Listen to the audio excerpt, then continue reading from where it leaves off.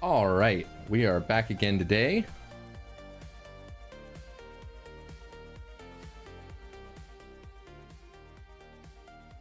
All right, get my bearings here. So last time, we did some prototyping of the different mini games that could appear, or at least some of the different mini games that appeared in the prototype. So we can bring that up real quick.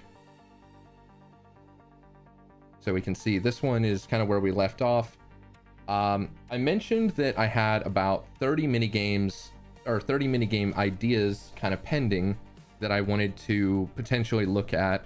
I went ahead and looked at those off stream, and as far as I can tell, or at least as far as I can think ahead, all of them are going to use the same kind of components. Either something you're physically interacting with, or 1 to 4 screens that you need to do something with. I don't really think we need to do any more prototyping on is it actually feasible to fit these things in the game. As far as I can tell at this point, it should be fine. So because of that, I am ready to move on to the actual art study part of the art study. And what that's going to mean is taking one of these mini games and trying to fully realize it.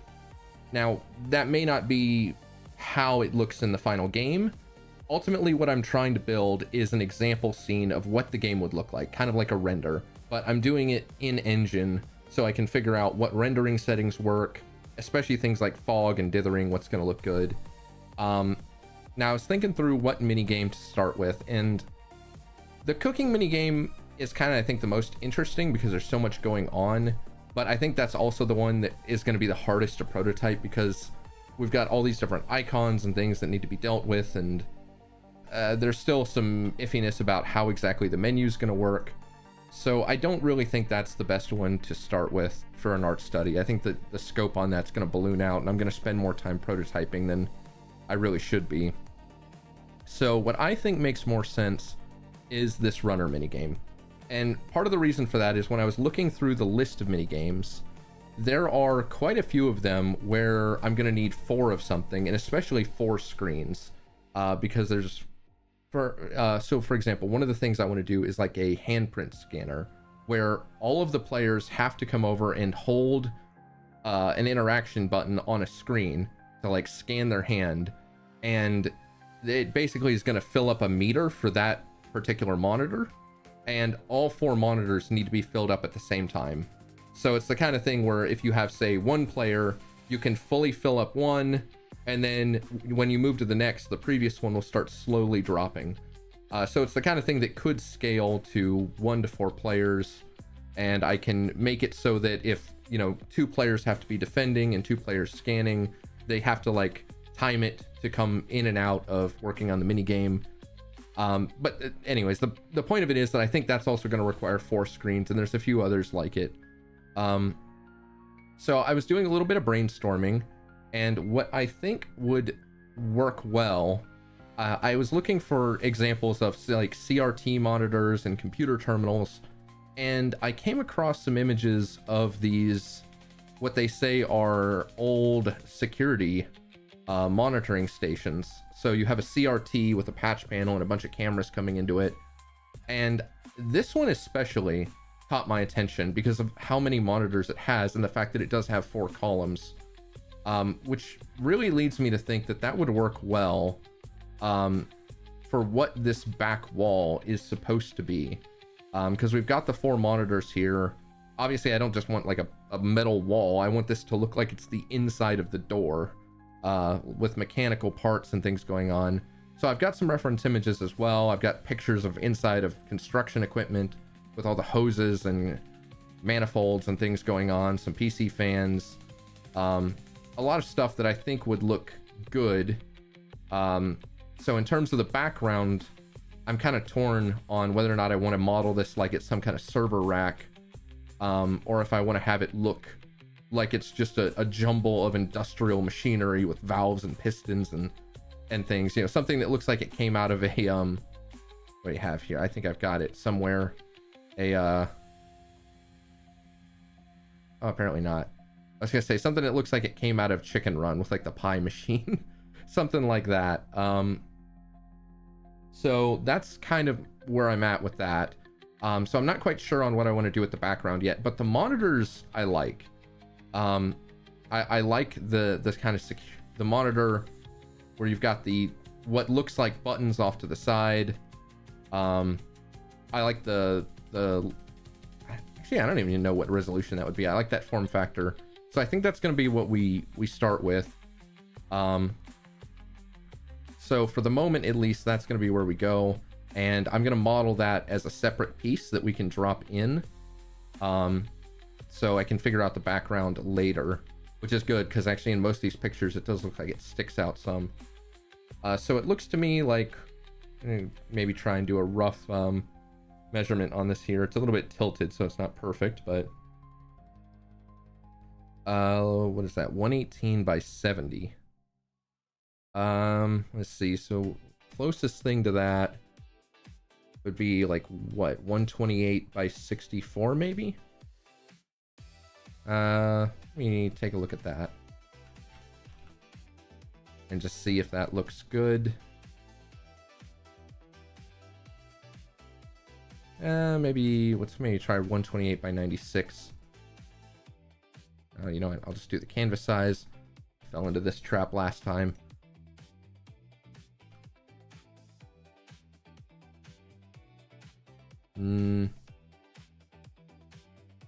No, I think that looks better.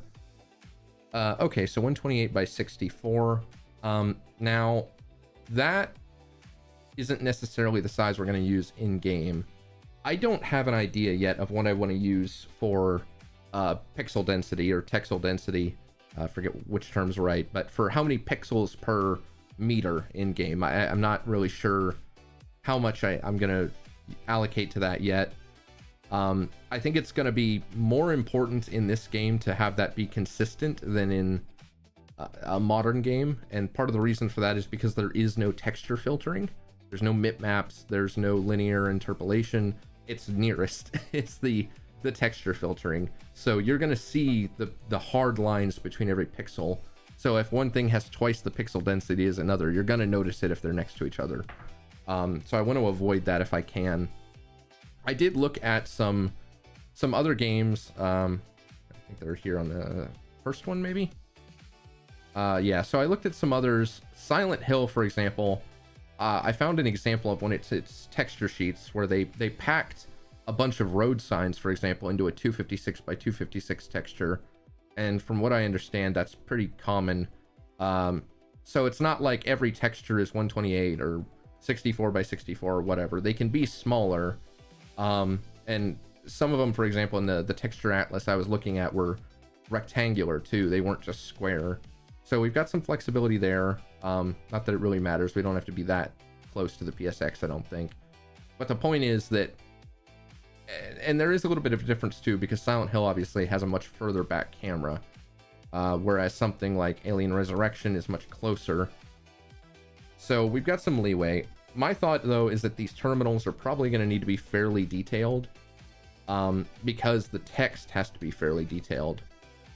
And I think how much text we fit on them is going to be a good determination of that. So when we looked in game, I want to say that these were 64 by 64. We'll double check. Yeah, these are 64 by 64. So I think we'll start with that. So this is 64 by 128. So let's grab that and just kind of paste it in here initially and see how that looks. Let me go back to here. Yeah, definitely not quite right, because those monitors I'm guessing are either widescreen or 4:3. So I'm going to cut some of that off, and part of this doesn't even really matter, to be honest, because these are most of the display is going to be rendered from like a sub viewport in game, but I'm just trying to get a proof of concept in here. So let's see, we'll take off how much is that? 6 pixels. This is kind of extra space anyways, I didn't need.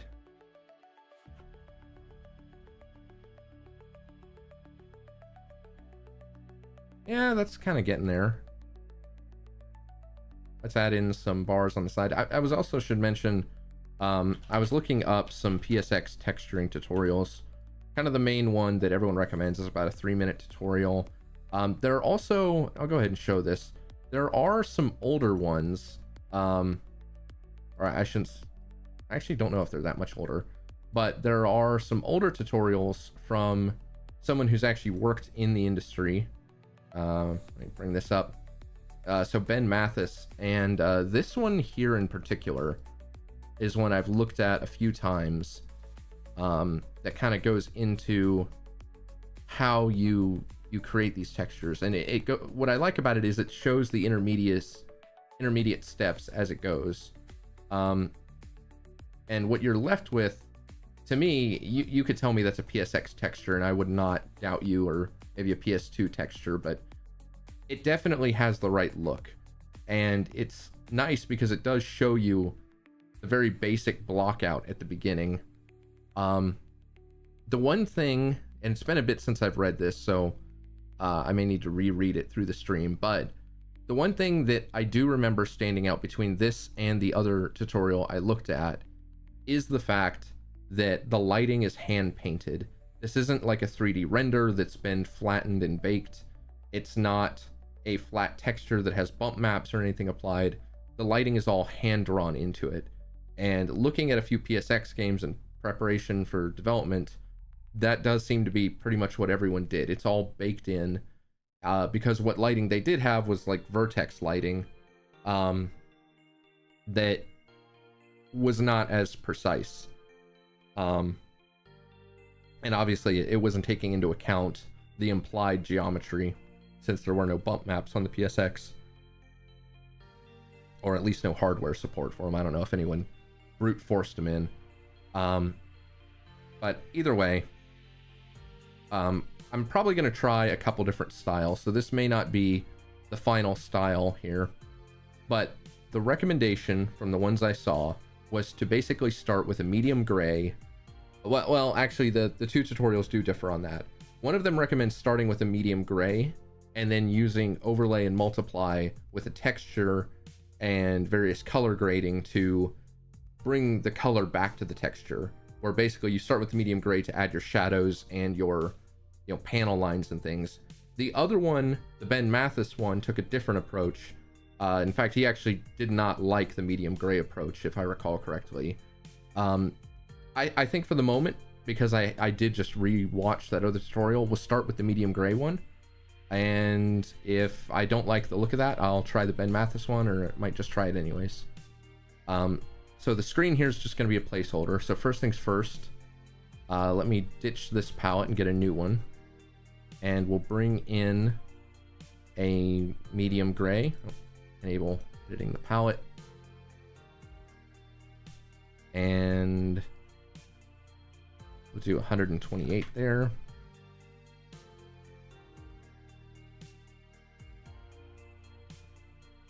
I'm actually not sure if medium gray does literally mean 128 or if it means something else, but that's what I'm going to do.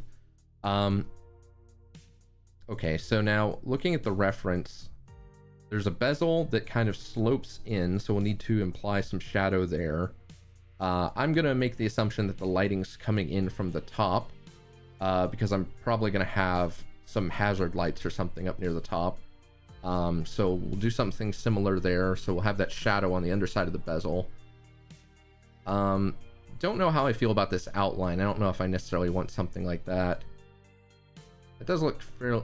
Actually, those are probably just the same brand monitor. We don't have to be exact. The other one I was looking at was this monitor, because I'm actually thinking I'm going to change this to amber instead of green. So we'll probably do more of a reflective, because this almost looks like it's... You can see reflections in it, which I think is something we can do in the texture. I'm not going to do like a cube map or an environment map, but I think I can give the implication of something. But I do like on this one, I wasn't able to clip much of it, but I like the ridges off to the side of the monitor, and I like that the monitor is more sunken back than on these, so I think that's going to be what we go for. Either way, since it is a CRT, I definitely want to get that call that, that rounded edge on it, which is also geometry. So there'll be, I guess, another shadow there. I should also mention I am not the best at doing any kind of art, so this is going to be a struggle. This is that's why I've got the title is learning texturing. I don't claim to be an expert. So let's just start for the moment and kind of block things out. I think there is a... Does this have a rounded rectangle mode? I thought it did.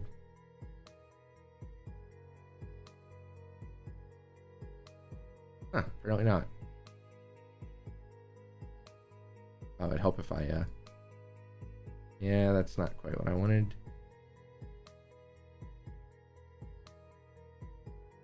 That's strange. I thought for sure that Aseprite had a rounded rectangle. Oh, it doesn't matter. Okay, so first things actually, let me bring the screen out a little bit. We'll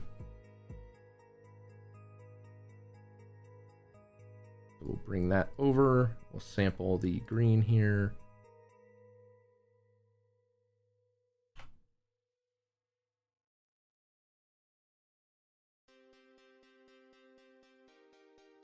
And I'm going to add probably about 6 onto each side.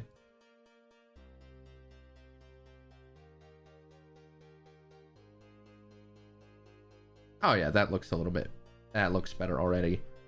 And it gives me free screen real estate. So again, we'll come in here.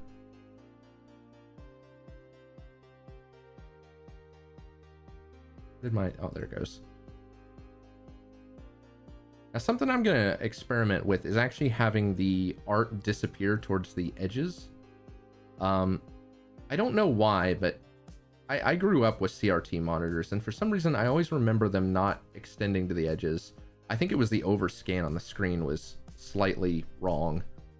And then the other thing I wanted to do while we're at it, I'm actually going to flip this to more of an amber color.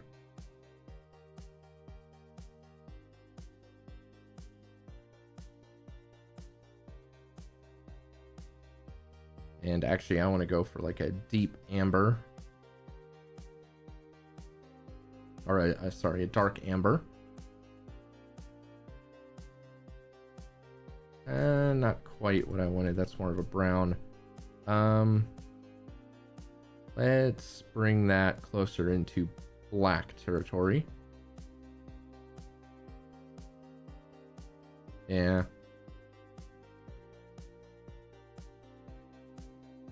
That's still more of a brown.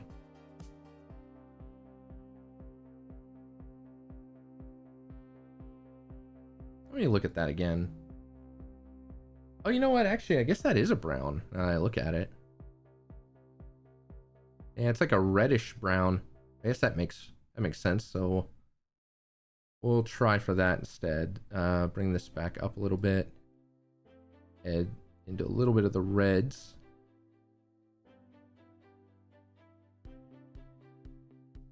I'm sure this will change, but just be where I'm starting. Okay, so now I'll grab this and I'm going to do this as solid amber.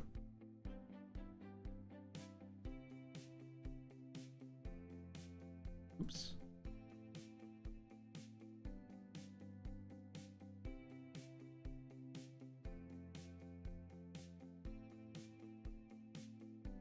And I want this to be very, very neon. We'll turn on continuous here.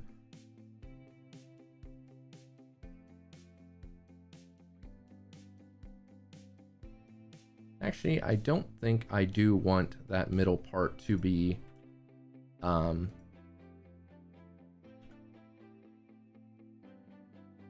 it's unfortunate. Let me grab a different color momentarily. There we go. So now I can take that off and change that. There we go.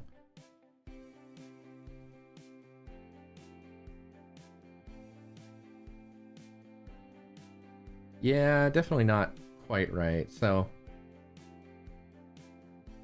I think this makes a little more sense perspective-wise as well. 5. 1, 2, 3, 4, 5. Does that look right?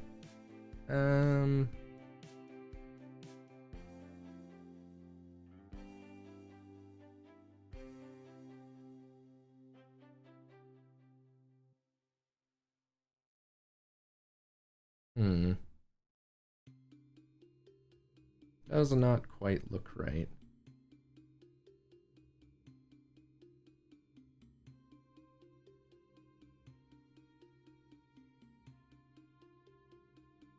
You know what? I will just copy this and we will start from there.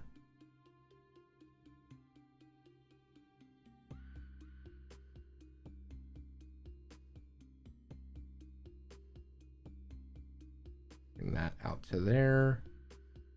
And we'll just delete some of that off.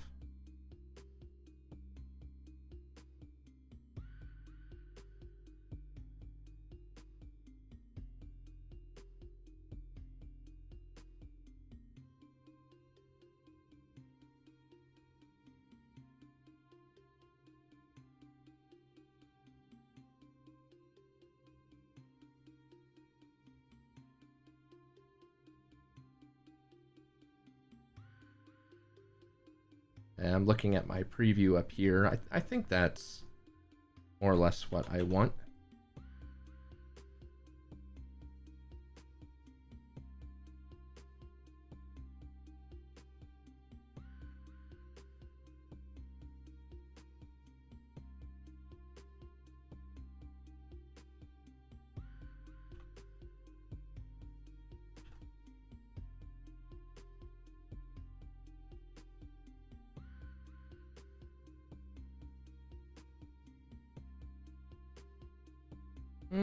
Not quite.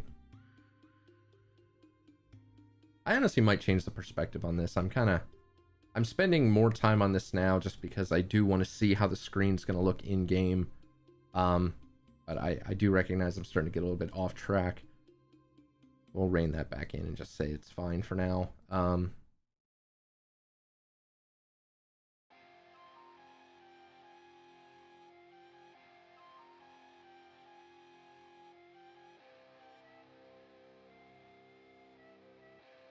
Actually, the more I think about it, I don't know how. I'm not 100% certain how the perspective works in this case. I don't think I've ever drawn this way before. I'm not sure if that would go. I guess it would go straight down because that's straight down. Would it go out?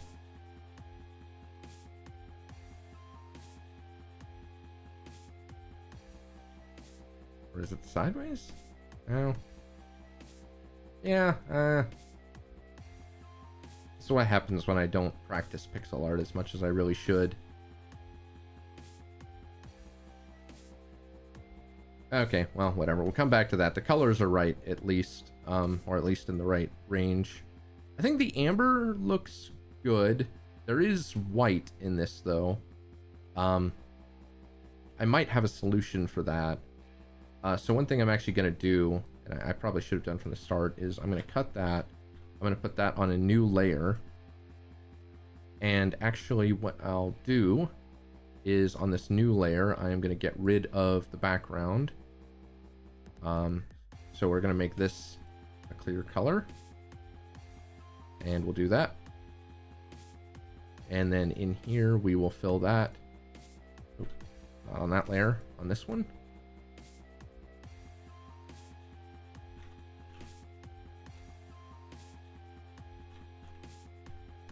All right. So now let me edit this again. I'm still not quite happy with the color here. It's still a lot more brown than I'd like it to be.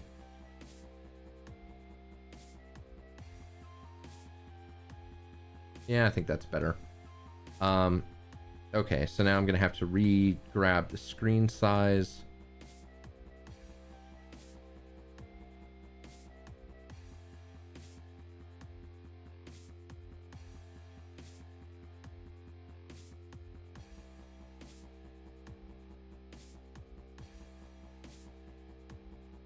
which I think I said was 6 up from the bottom.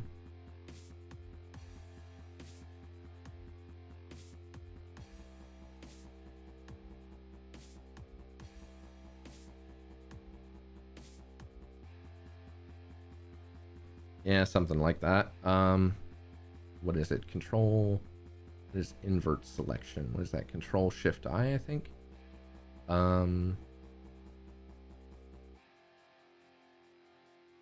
Oh, nope, that's not what I wanted.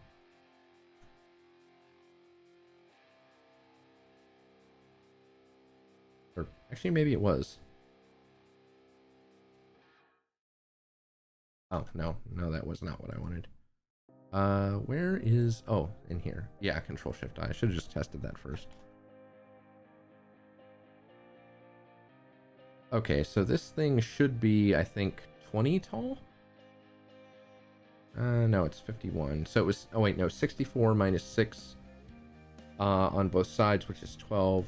So 54 is what I was aiming for. So it's actually 3 short. We'll take 1 off the bottom.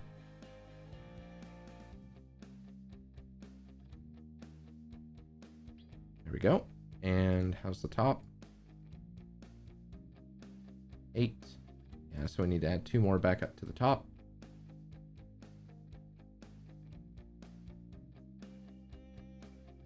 Okay, there we go. Yeah, I should have locked that down first.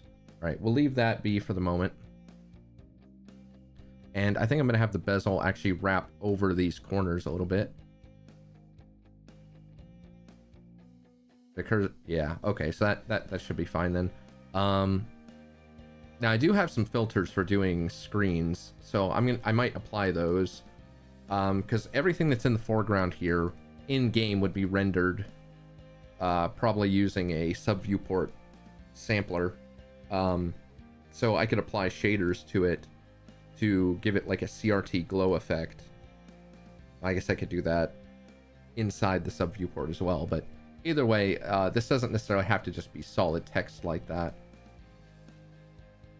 Okay, so I liked the vents off to the side, so we'll start there. Let me grab a dark gray. I don't want to go completely black, but we'll go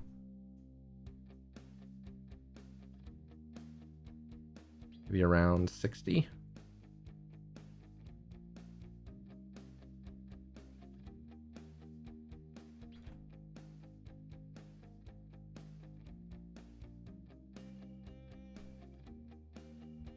And I think I'm also gonna group those.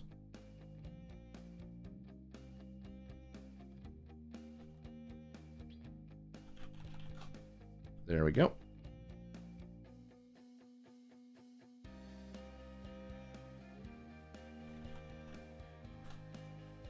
All right. So now we'll start to add some detail in. So for the vents and speakers, they were kind of all the way to the edge for the most part. Let's see, about 20. Copy that and apply it to the other side.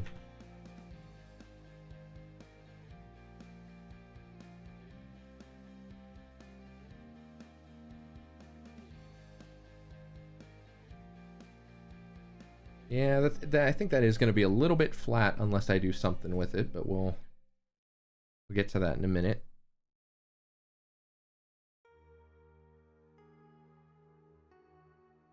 So we'll add a couple lines here.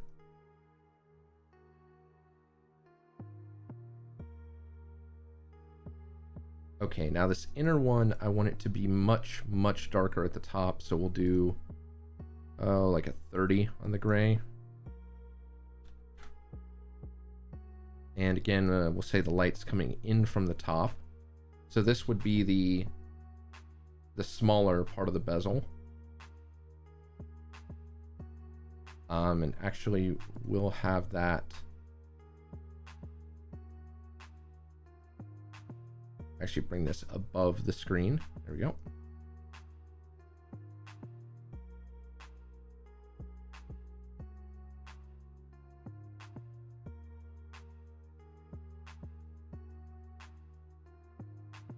Okay, and now I'm going to do a little bit of a lighter gray towards the bottom.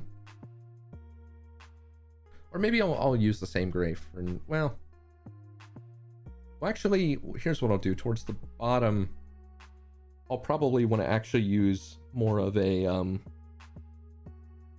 really actually everything towards the inner part of this bezel should probably be tinted amber, since it is so close to the display, if we assume the light. So I'll come back and do that. So we'll just do the shadow for now. So I'll make this bottom part a little bit brighter, just a tiny bit, because we'll say that that is the light coming in from above. So somewhere from like behind the player shining in, at a very shallow angle. So it's just catching the raised lip here. So let's see, that one was 60. We'll do, let's see what 80 looks like. This might be too bright. That's not terrible.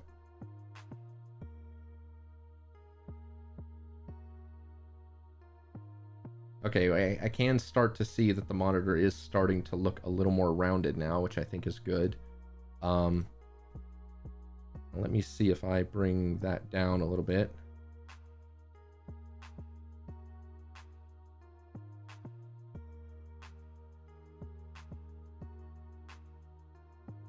Yeah, that's starting to, I think, pull the effect off.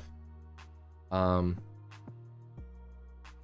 that up a little bit. The only issue is these are a little bit too noticeable, the lines. So up close, it's going to be very obvious what's happening there.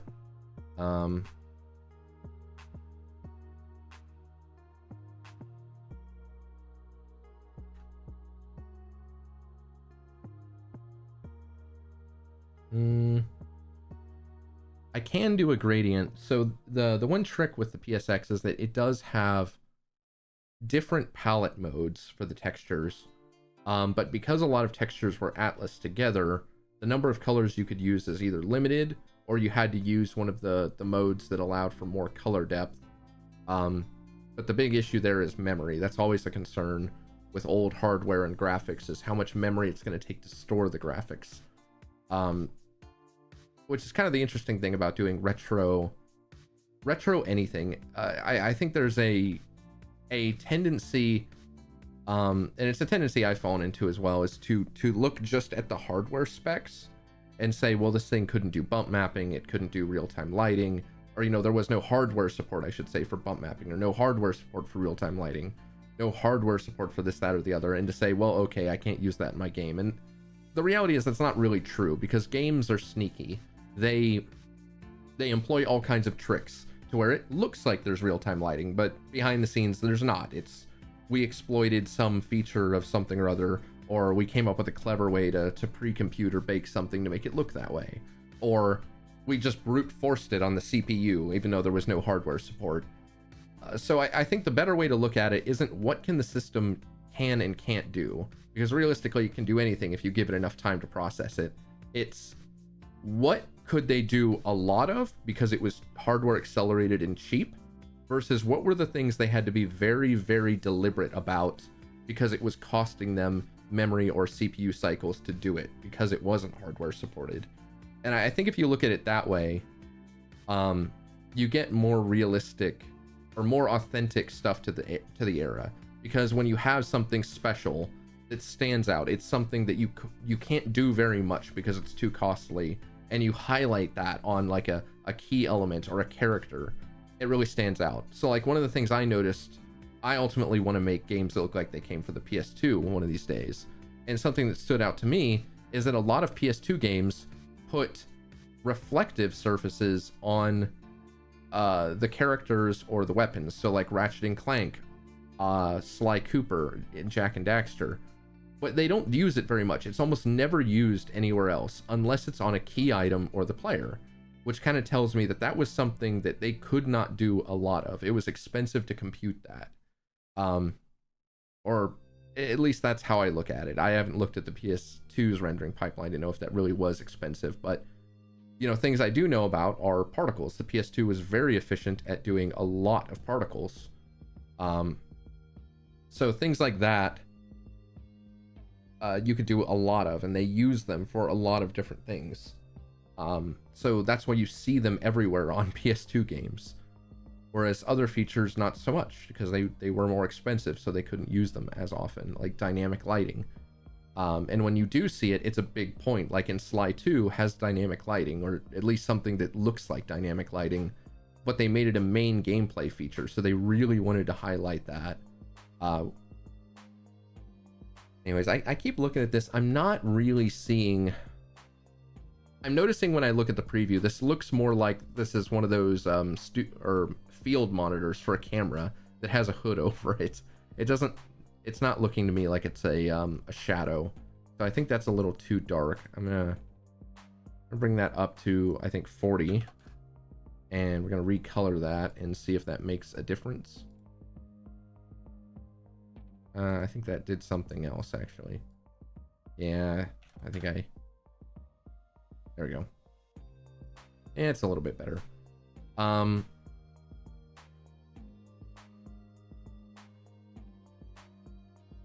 Yeah, I'm probably gonna have to use a gradient there. Gradients are kind of a pain in Aseprite, so that's why I'm not overly fond of that idea. Okay, so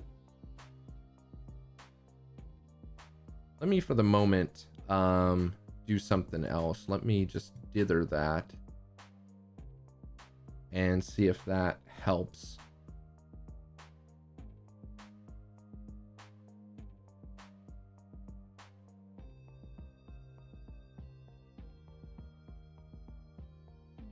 A little bit. It kind of implies that the plastic is scratched, which is not necessarily what I was trying to do, but I suppose ultimately not terrible.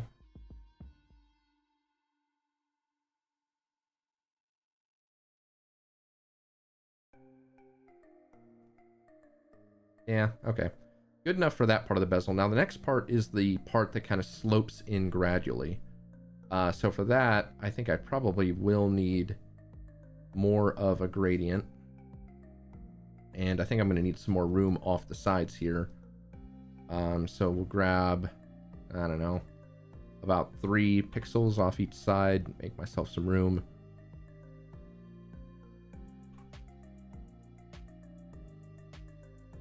So the other thing is this medium gray in the background is supposed to be the normal flat color of the surface. So if we come back here, that would be, I think, on these monitors, probably this level here and this level up here. So it does kind of get darker towards the middle, which makes sense. Actually, one thing I am noticing about this one is that it's actually dark all the way around. Well, I guess actually this bezel part isn't, I should say. But it does give the illusion of being darker all the way around. Yeah, so I like this style, so I'm gonna need it to be dark up towards the top. So I guess most of the middle is not gonna be the normal flat color. That's gonna be these sides, I imagine. And then I want to add the ridges to the side. So actually, what I'm gonna do is I am going to just delete all but 1 pixel of that, just to kind of remember where that should be. And that should be fine there. So then what I want to do is come over and we'll do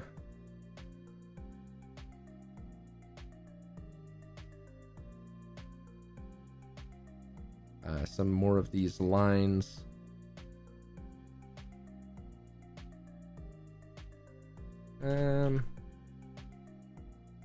So we know the monitor is going to be angled up towards the character. So if we think about what direction, I guess the character would kind of be looking in, but perspective wise, let me get the grid on. I think as these fins get further out, they would angle back slightly. So I'm thinking that there would be like a fin there, and that one would probably be almost straight in, but then there'd likely be one, I don't know, up here, which might be like that. We'll just copy these. And this one maybe more like that. Maybe not exactly right. I might be misinterpreting how that would work in perspective. Let me just copy that just to be sure.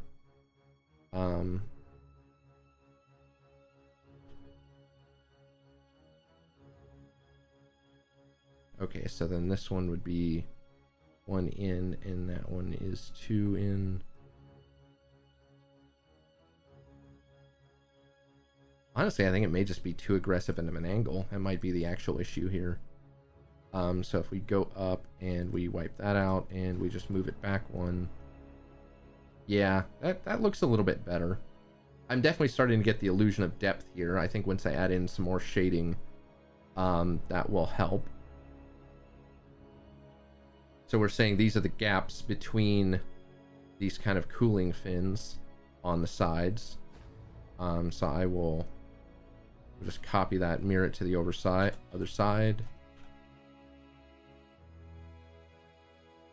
There we go. Okay. Yeah, that's starting to kind of shape up. I think I want probably some illusion of buttons or something, like a big red power button or something down here in one of the corners, but we'll get to that. So let's work on the middle a little bit more. So I'm going to go ahead and say that I will have the flat part around the top, but I'm going to keep it very, very thin. We'll just do like 2 pixels.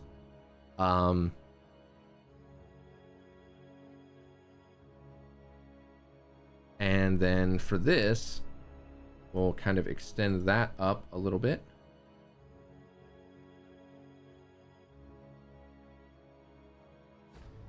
So that is how much room I have to work with for the actual bezel, or for the slope of the bezel. So then we'll say this is kind of going to be a gradient as it gets closer to the screen.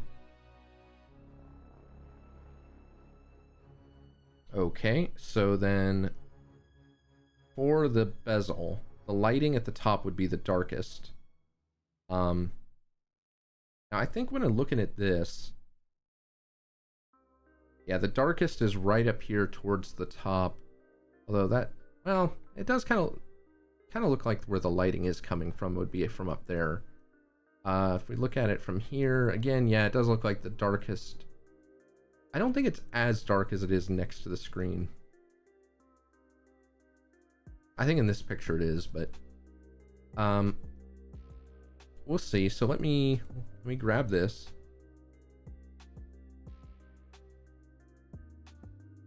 And we'll kind of do that. And I'm going to just put those there for reference.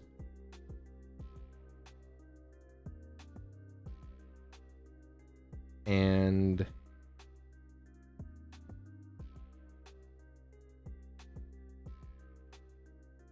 kind of do that. Oh yeah, yeah, okay. I'm definitely starting to get the illusion now of that being a bezel. The only thing is there is an edge here and I'm not really seeing it. So I think I need, it kind of just disappears like a flat slope, whereas these corners don't do that. So I think I need something to highlight that edge. So if that's the darkest color, let me really quick sort these by luminance. So if that's the darkest, this would be the next darkest. Let me see what happens if I use that. That kind of works, but it makes it really shallow. Okay, let me try something else. Let me actually grab yeah, this like black here. Let me try just putting that in around the top. And maybe me magic eraser, or grab that and then switch this back to a circle.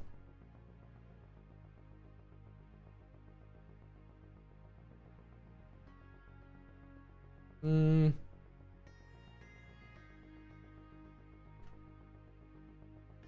I don't think that really helps. Yeah, so I think this does need something. And actually, I also, one other thing I want to do here is grab this medium gray again. Now that that's there, I want to make that clear that that is part of the top. So actually, this top piece would almost be like that color, realistically.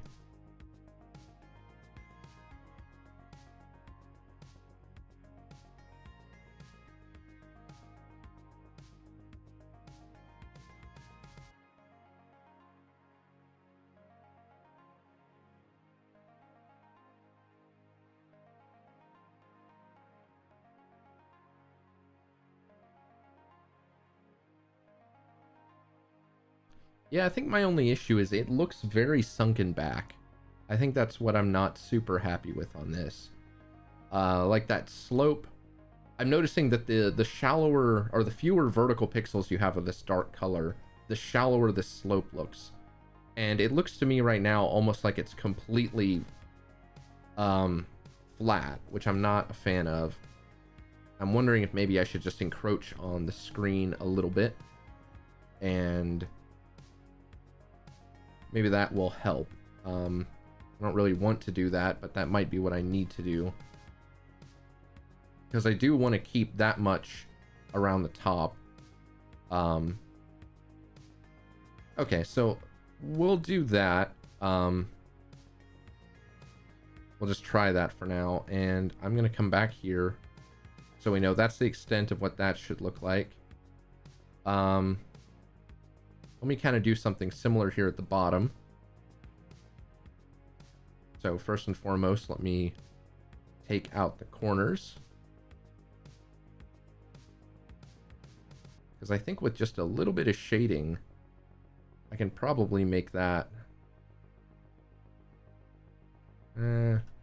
That's not quite right. Let me do.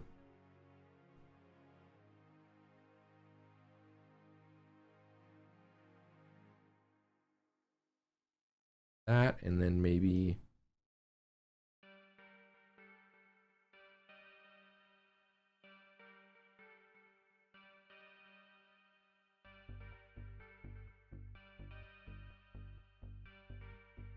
Honestly, that made so little difference. I'm debating whether or not that even mattered.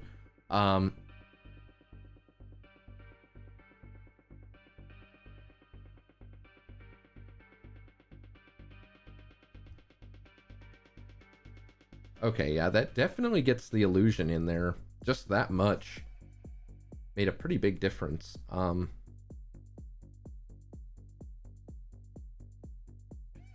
this would be a highlight, I think, towards the bottom. Let me double check. This is, yeah, that is my medium gray. Let me add actually a brighter gray. So that's 128. Let's maybe do 140. Or no, not 140. Well, yeah, no, 140. For some reason I thought it didn't go up that high for a second. So I'm thinking this edge down here would catch the light, is my thought. Now this one doesn't catch it as much because it's closer to the screen. It's further back, but this would be an edge.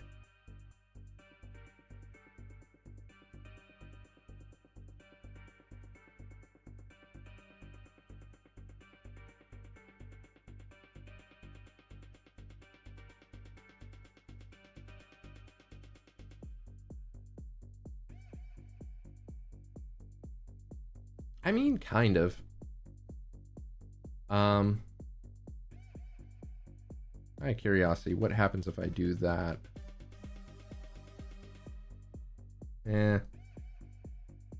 Let me bring this up maybe to about there.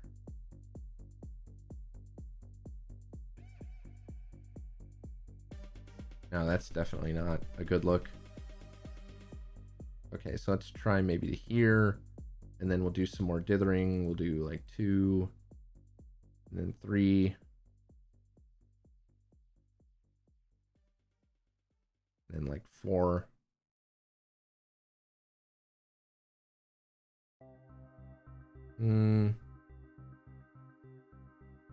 No, I think that kind of broke the effect a little bit, actually. It almost looks to me now like it's flat. It might, I think this may just not be quite bright enough. Let me try something a little bit brighter. Let me try like a when that happens. Let me try like a 160. Let me see if that makes much difference at all.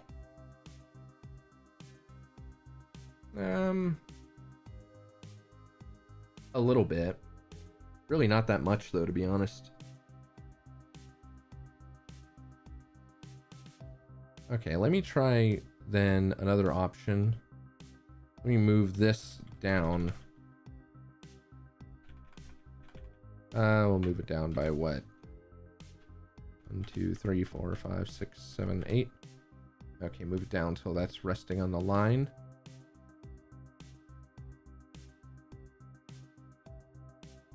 And then I'll need to fill that back in with this gray.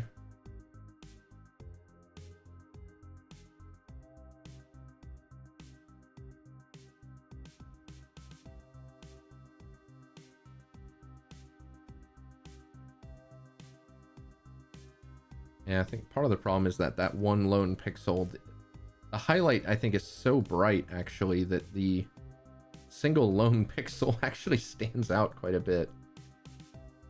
I think the dithering actually is hurting me here. I think realistically what I would need to do is actually do more like a gradient.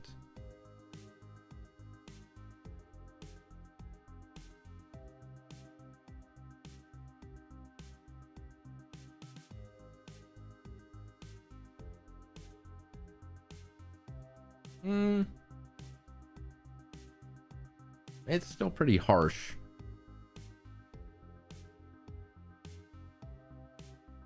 Yeah.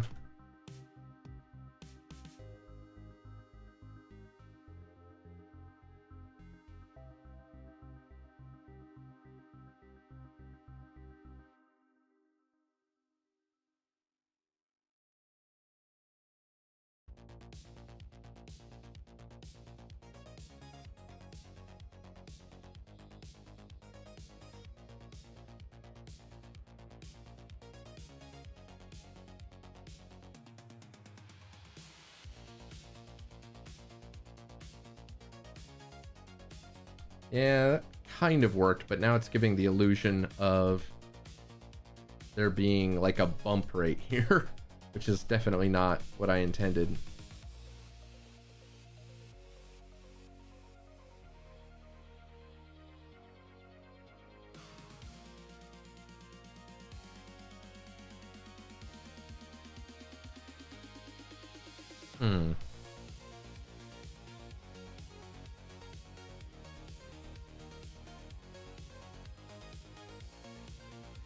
Yeah, you know what it is? I think because it does blend to the same color as this, that's why it's doing that.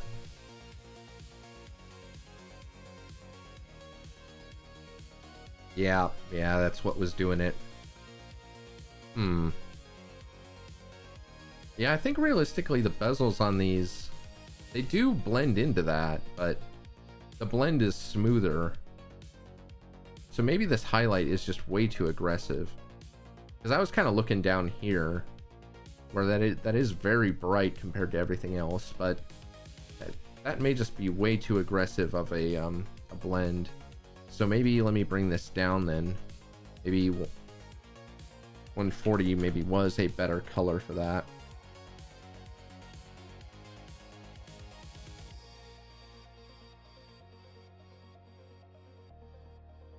Oops, wrong tool.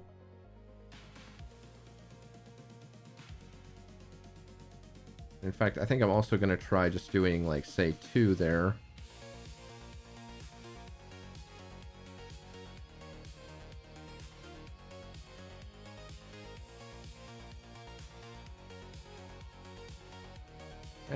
Even then.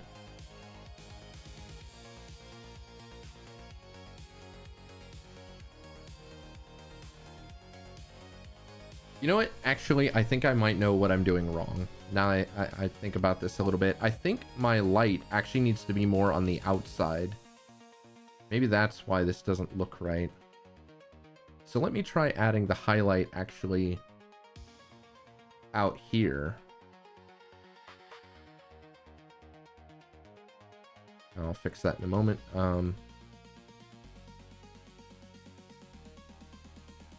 Oops. Yeah, that was the problem. We're learning how art and shadows work today. Okay, I think that looks a bit better. I think at least enough that the screen kind of does look like it's recessed to me. One thing I could maybe do is try to even this transition out to give the impression that it's ever so slightly sloping. So that's pretty bright on that one. I could maybe use this one or this one. We could do like that.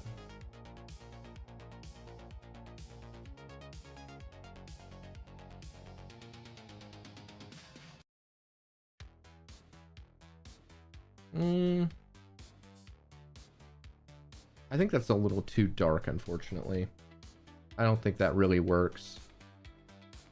In fact, if anything, I think that actually made that feel like a harder transition. So let me maybe try stopping that about 50% of the way. Let's see if that improves it. Not that that's really helped any time I've done that.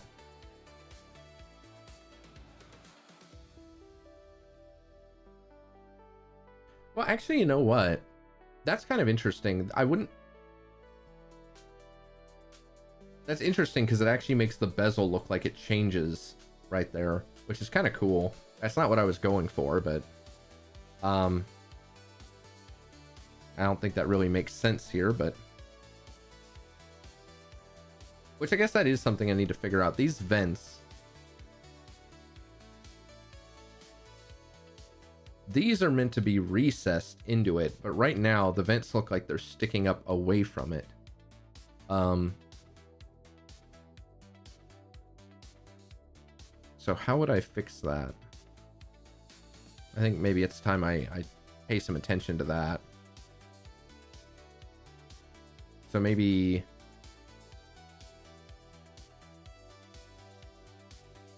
we'll grab some highlights there. Or no, I guess that the highlights would be on the other side, wouldn't they?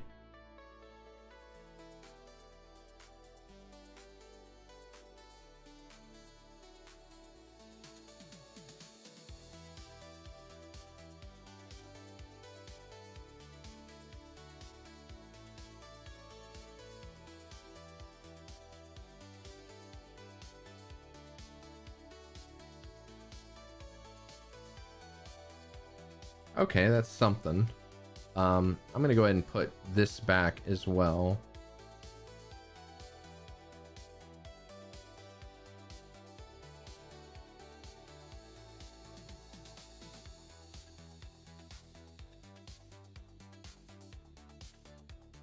So now all of this is supposed to actually be flat, but because of these lines here, it actually makes this look like this is sticking out considerably, when what I actually want is for this to look like it's been recessed.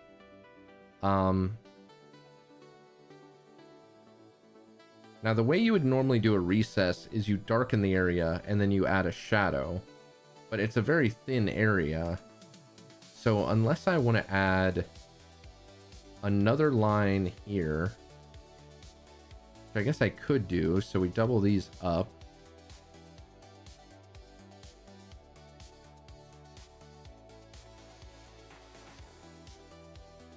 Yeah, you know what? I think that actually already started to make a pretty big difference. So then we come in here and we do something like that.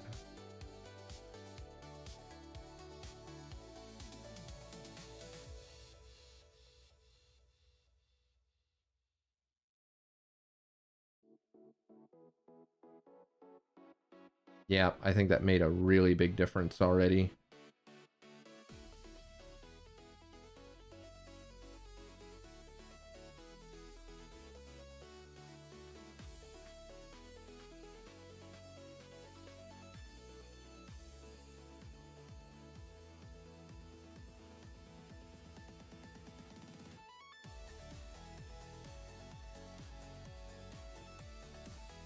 And then I suppose actually this little spot here at the end would also be the darker color.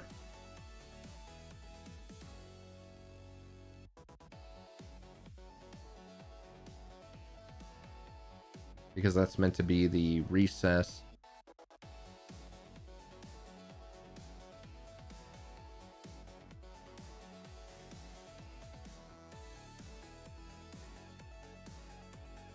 Yeah, I mean, that's starting to work, I think.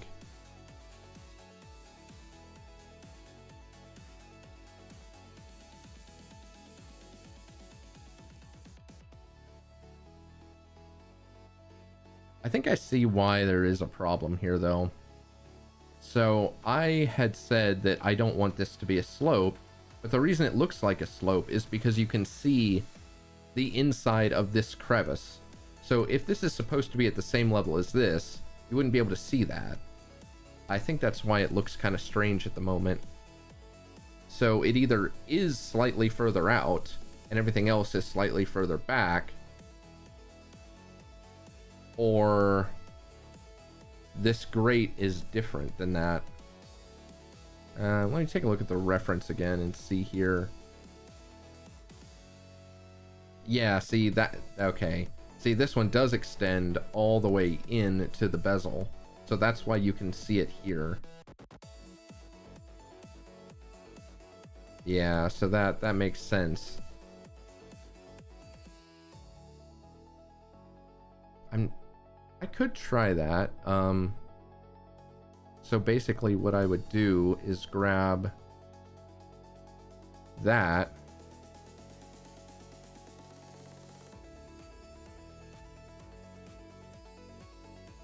And bring it in.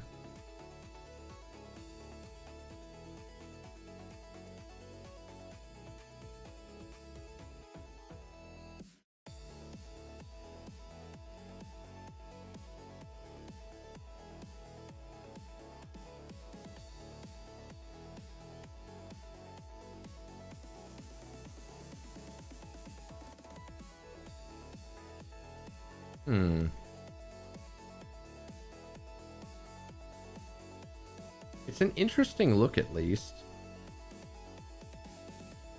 I'm trying to avoid this thing looking too flat, is my biggest concern.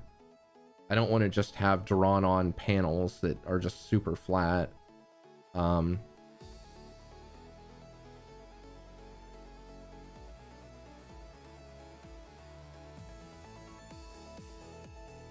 think that is more interesting for sure. This I don't think is positioned exactly right, though.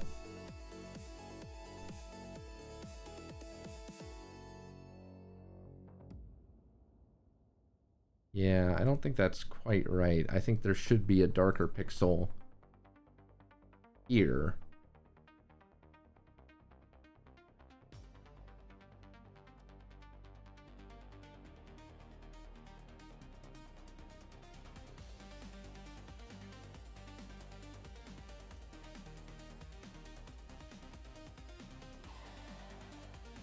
Okay, now see, that looks a little bit too thin, I think.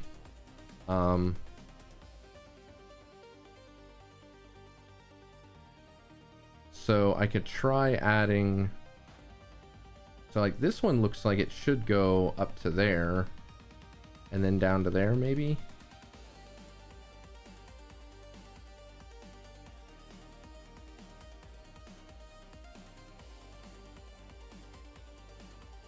Maybe. It does look a little more 3D that way.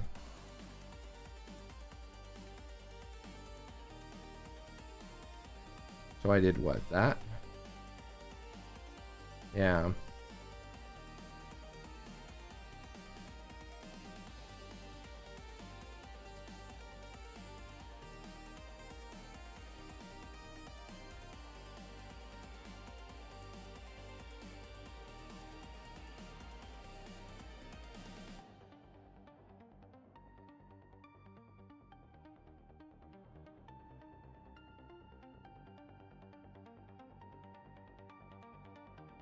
I think up close that definitely does sell the effect better. From a distance it still looks kind of flat. My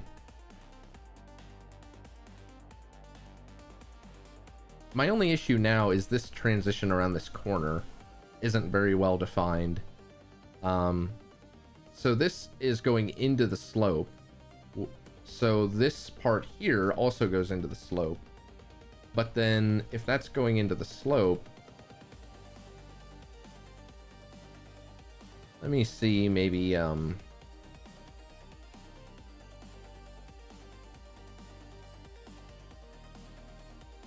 maybe if we lighten that up a bit.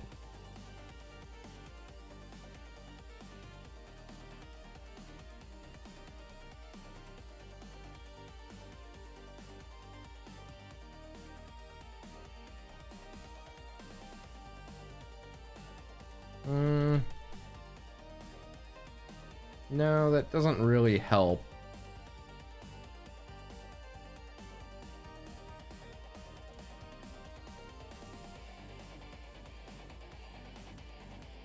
Oh, that helped though. At least I think it did. So if we take that, we delete that, and then we bring this around here. Yeah, okay, I think that helped. So now that's starting to look more and more recessed. So we do something up like that up here too, where we delete that. Wonder if I even really need to shade that part. Let me try, out of curiosity, taking this and just going up and seeing, just trace this edge and see how that looks. I don't hate it. I think my only issue now is this transition here is really sharp. But I do like highlighting that edge, actually. I think highlighting it definitely made it sharper though. So I think I need a way to smooth that out, which I think would be, and probably need to do that up along here too.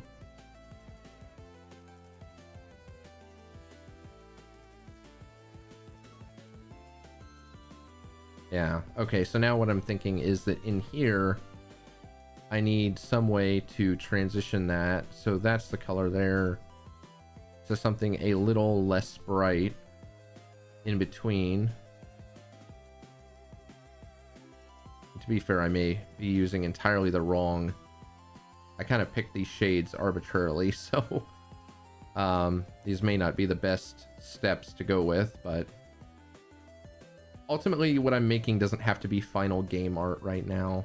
It just needs to be something good enough to prove out the idea.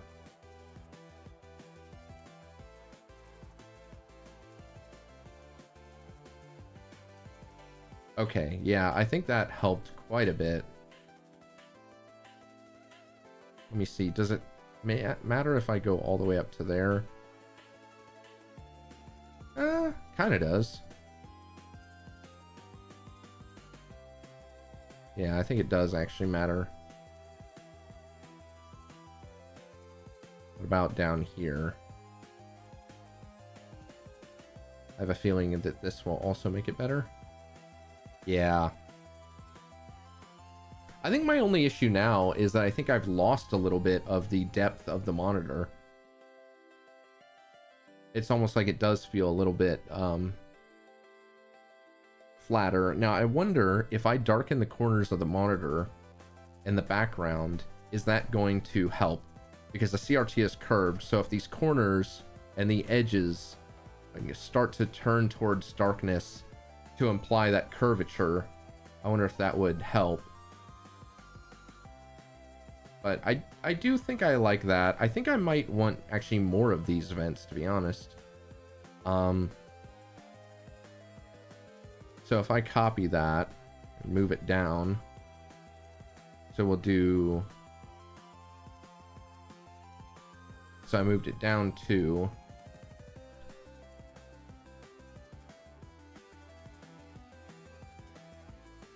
so there's what, 3 between them,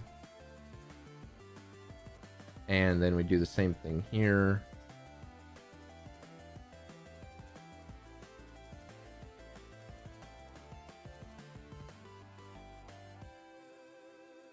Yeah, I think I like that.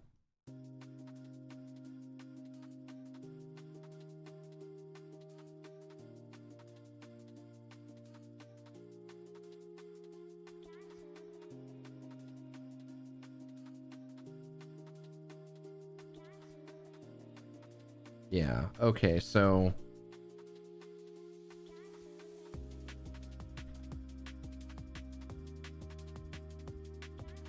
one, two, three, 1, 2, 3.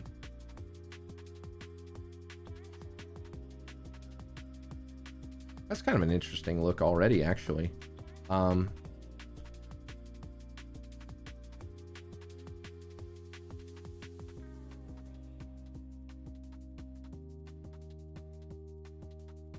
me see how it looks actually with this properly stretched in.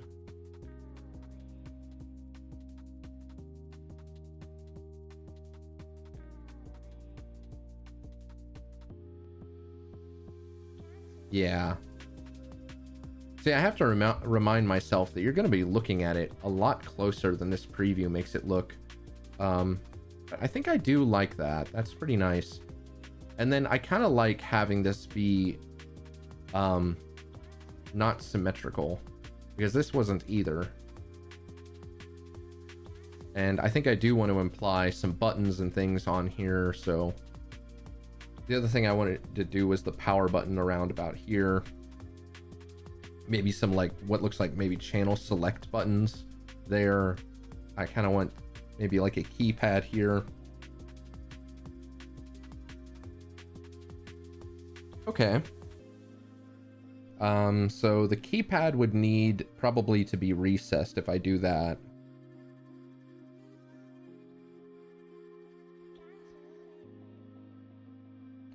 It isn't, yeah, see, this is interesting because all of that is enclosed. I do think I probably want to go ahead and enclose the edge, because if I don't, I'm going to have to put geometry all the way around this. And I'd like to keep the texture flat, because if I can avoid really small, thin geometry, that's a good idea, because that thin geometry, I think, has a pretty good chance of not being rendered correctly. So I think I may yet put a very thin border all the way around. Or at the very least on the edges, maybe. Something that maybe looks like a panel, like ears on like a rack mount server, like the handles that you would use to pull out a rack mount unit. I think that could be a good attempt at that. But I do like the idea of maybe just ditching the vents on this side. So let me just grab that and stretch it all the way down, get rid of that. And then we'll just get rid of this.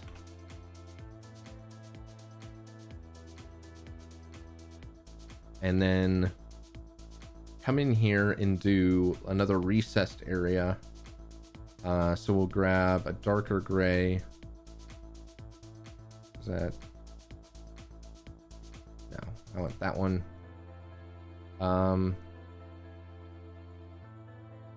I don't know, maybe about that much, possibly. I think I'm gonna make it a little off center.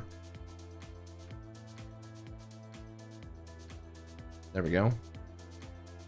Yeah, okay. So we do that, and then again, the way you convey a recess is with a shadow inside it. So again, the light's coming from the top, so shadow would be in down, and I'm assuming that the shadow is coming straight in. In fact, I actually might make this maybe even a little bit. I might even use this color actually for, oops, let's switch that back to continuous. This really should be on another layer, but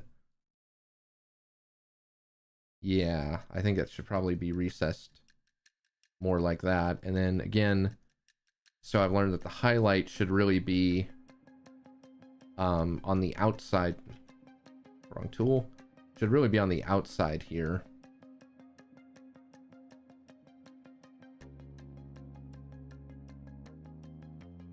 And the shadow should realistically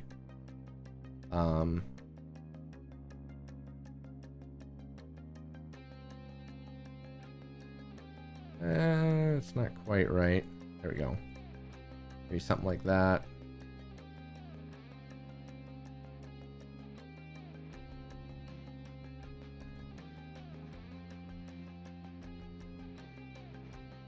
I'm trying to imply that this is curved, so I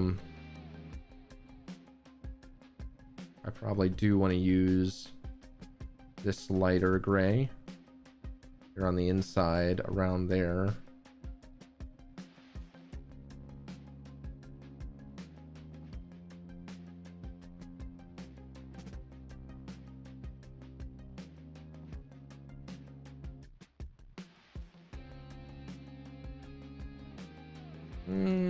That's kind of working.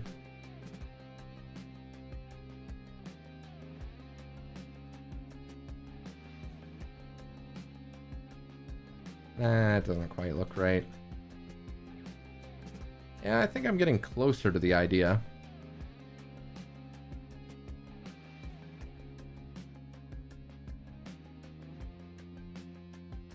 Let's see, how did I do that here? So I had this dark gray, and then yeah, that was around the top.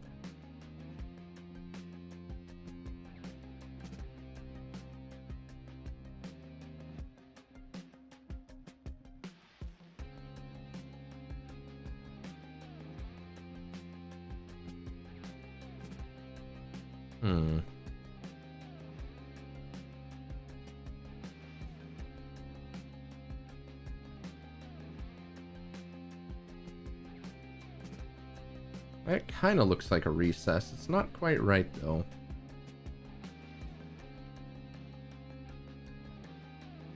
I think the biggest issue at the moment is that it is very, very bright for what it should be.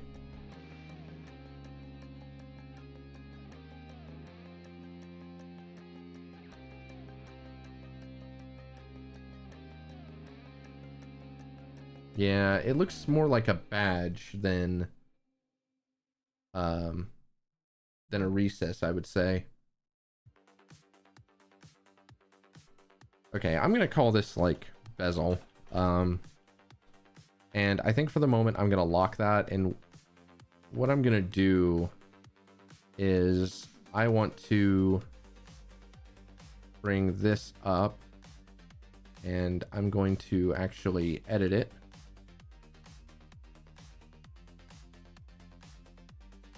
On this background. I'm fairly certain that that's the only part of it that's supposed to be.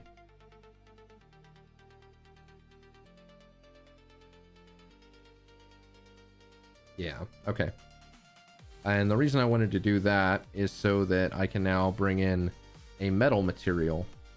Now I have taken a lot of photographs and scans of sheet metal that I got at the hardware store. So I've got quite a few things I can choose from here. I don't know if I'm going to have quite what I want, because I was thinking, going back to the reference material, that I either want this kind of plastic So this textured sandpapery plastic, which I do think I have something for that. Or this like enamel paint that you see on old industrial equipment.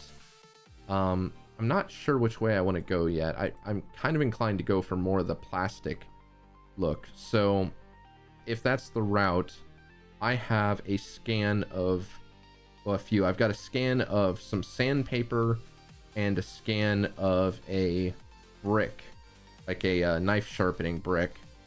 And they're not plastic, but they have that really fine, like sandblasted texture to them. Which, that's my understanding, is how you get that texture in plastic anyways, is that you sandblast the mold, I believe, or something like that. I've also got cork. You know what, actually, let me try the cork. So let me grab a sample of that. You can't see this, I don't have this capture set up for it. But let me just grab a reasonably large sample of it. I can't bring it into Aseprite. The image is way too high resolution. It's like the max resolution my scanner could do.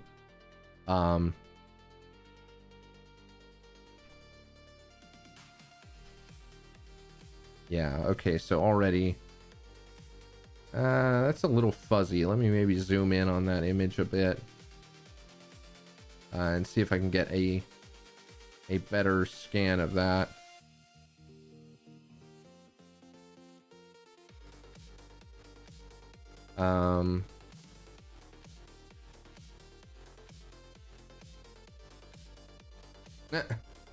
Apparently not. I think I actually crashed the Windows photo viewer. That's awesome. Apparently I will not be getting a high resolution scan of that. So one thing I will do though is I am going to rotate the canvas. It was too much. There we go. Okay. So now I'm going to come in here, create a new layer, and I'm going to paste it. Oh, that's probably higher resolution than I needed anyways. I just want enough to kind of imply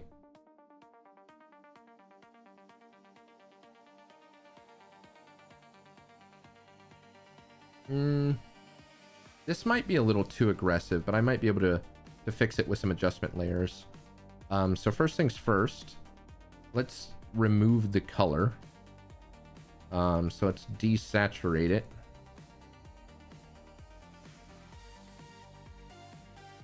And then let me maybe look at bringing down the contrast a bit. Yeah, just a little bit. Yeah, I suppose on the flip side, I could increase it.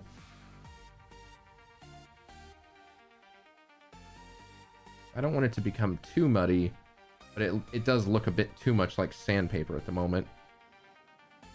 Okay, so now let me apply an adjustment for the brightness. Bring it way down. I guess I could have done that in the same step.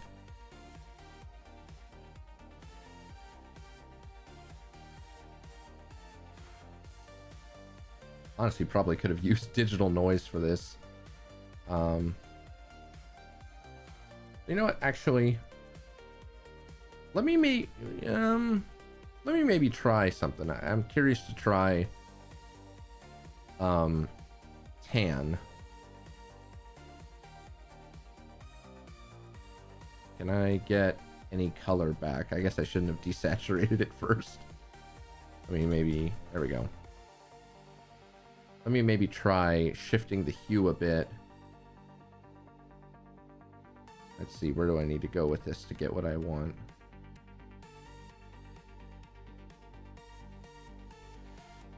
I'm trying to get it kind of towards a tan. I'm thinking like, or not tan, beige, like an old 90s desktop PC. Let's see.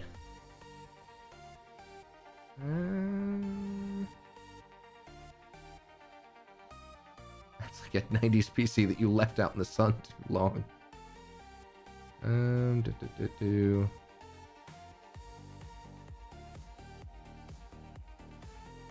Nah, it just looks like it's turning into some kind of stone.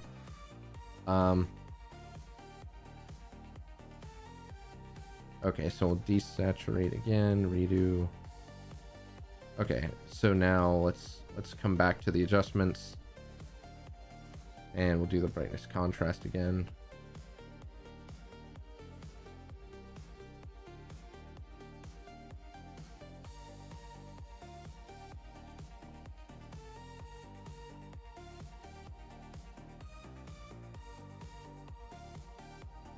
Okay, that's probably a little dark, but we'll see. So now let me try some different modes here. So multiply.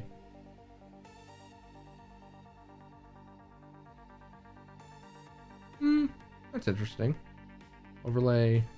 Ooh, that's probably better. Although I can definitely tell that that is too dark now. I probably should have set that mode first.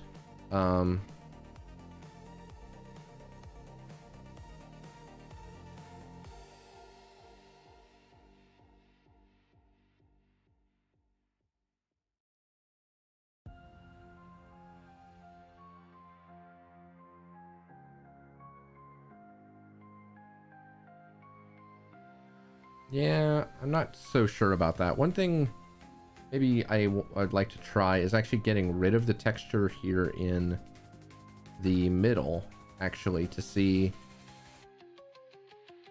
how that maybe affects it. So if we assume that this is maybe like a different kind of plastic.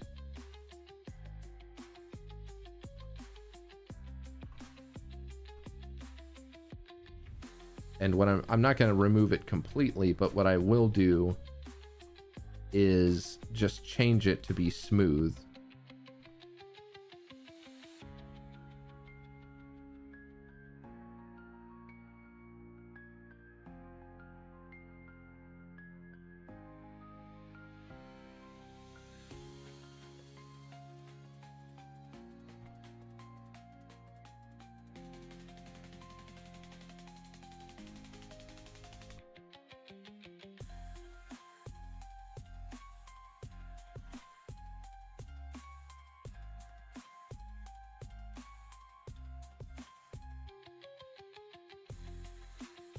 I mean, honestly, that's already kind of possibly a good step in the right direction.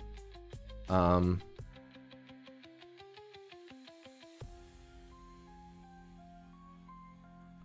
only concern is it looks to me more like felt than anything else, but we'll see. Okay. I'm going to get rid of the middle part of this texture as well. We'll get rid of that. Okay. So now I can see I did get everything. So now what I want to try is filling this with like just pure black and see how that looks. Okay, that's too dark. Fair enough. Let me try a light gray. That more or less doesn't really do anything.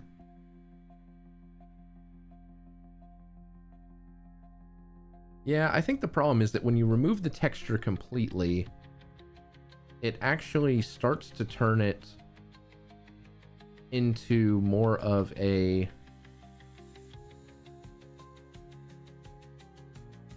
Yeah. So it can't be too dark, I'm finding. That kind of breaks the illusion completely of the depth on the monitor. It still kind of works. I still need to add some glow. I think that would help around the edges of the monitor, but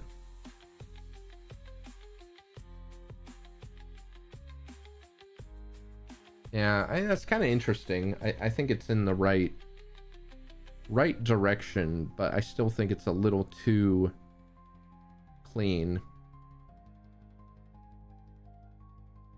So I feel like I actually need some noise in there. So we'll come back into here and let me grab that section and then maybe use a spray tool possibly with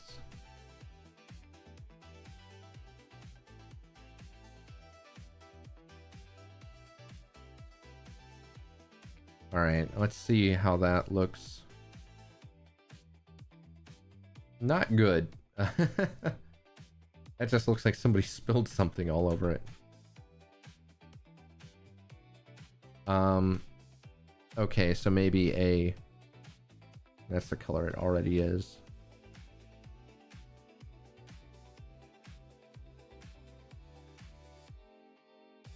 Okay, let me try just backing off more around the edges.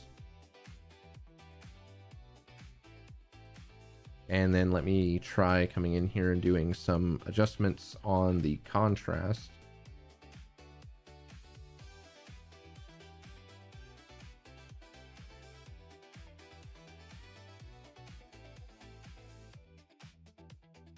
Okay, I think that that's maybe slightly better. I think the issue is it still looks like a different material.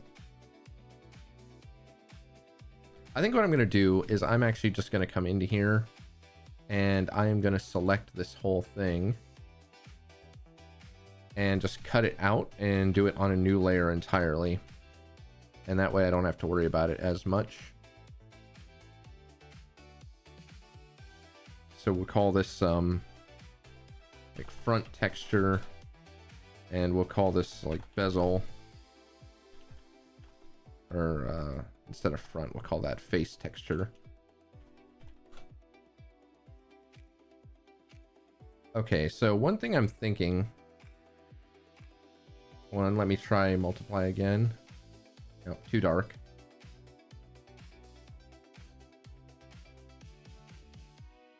Maybe reduce the opacity a bit. Yeah, that kind of works. I'm kind of thinking maybe the face should be a different color other than gray. So how would I do that? I already desaturated it. I don't think there is an easy way to colorize it other than just adding in maybe another layer on top of it. So we'll hide everything else. And we'll grab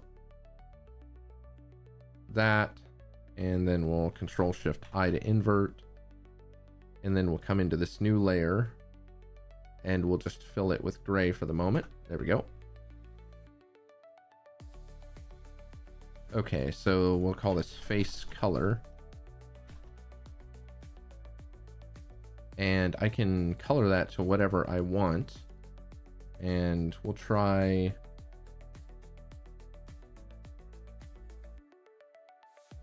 Yeah, okay, so now I can pick whatever color. I don't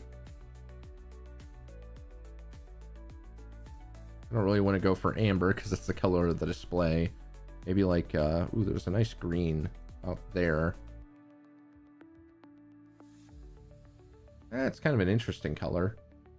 If I wanted to go for opposing, I'd go for more of a blue purple. Oh, that is way too bright. Bring that down a lot. Even more. Jeez.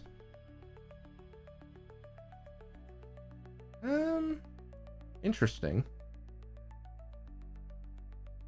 I think I'd want this bezel to be a little bit more leaning towards gray then.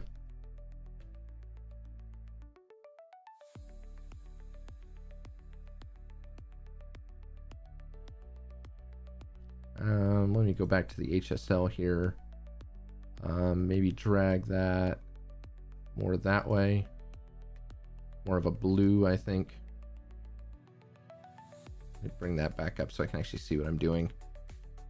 Yeah, drag that closer to a blue, drag that down.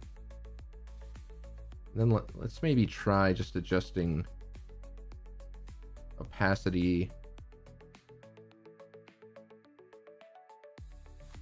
Actually, what about color burn? No, that's way too... multiply is probably not going to work either, because this is going to make it darker.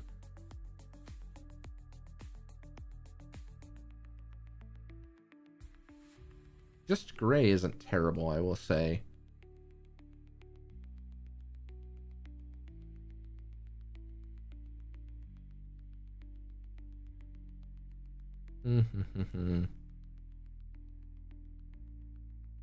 Yeah, I'm inclined to go with a blue to try and complement the amber.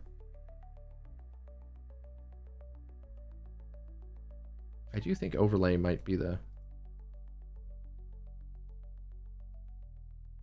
Wait, did I... Oh, no, I had it set on color before. It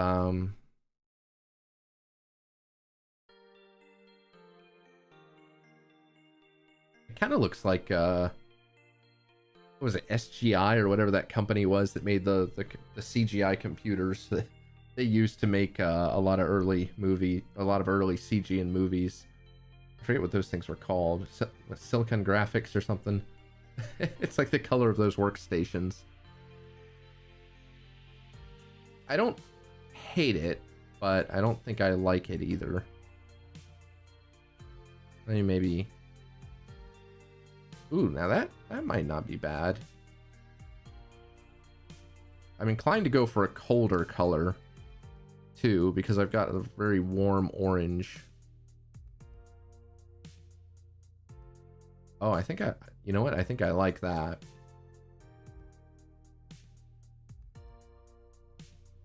Okay, so that adds some color to the face. And I think that the nice thing too is if I do add like a red power button there, the blue will also go well with that. Out of curiosity, let me come to the screen and let me grab this foreground. And let me try selecting all and running the LCD screen effect on it.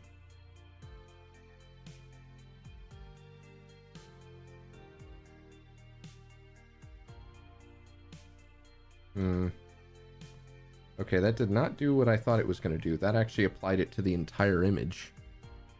What about neon? Okay, well that did only apply it to that, but it's way too bright.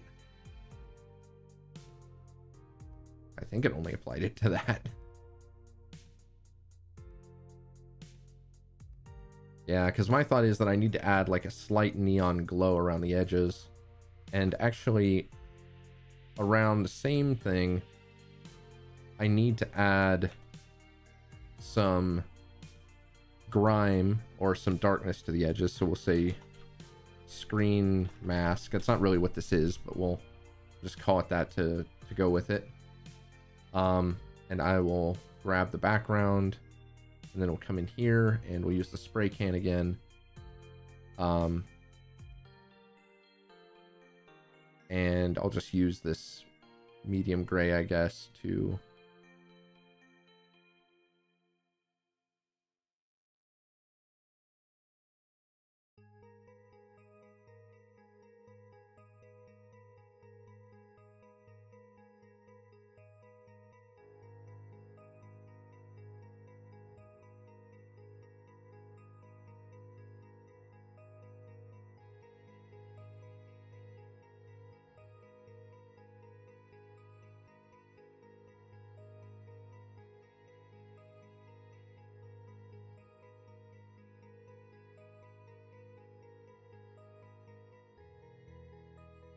And again, just trying to add it more into the corners than everywhere else.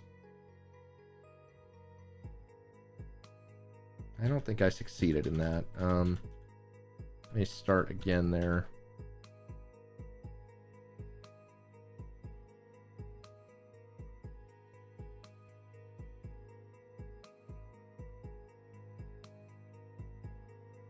Yeah, no, that's not quite right either.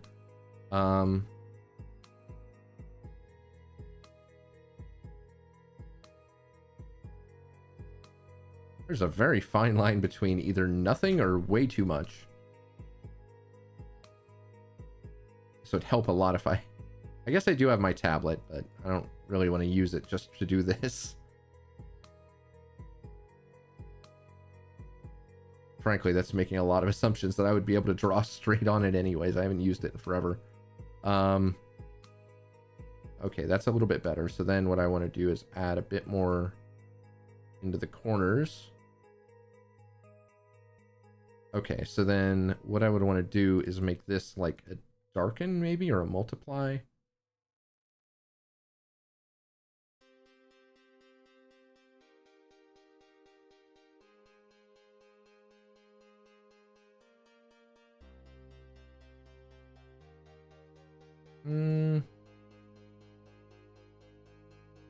Not really sure that had the effect I necessarily wanted.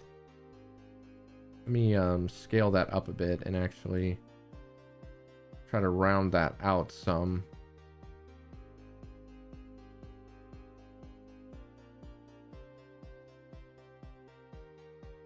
Yeah, I don't think that's quite right. Overlay doesn't do much of anything. Maybe luminosity? No, that's just brightening it.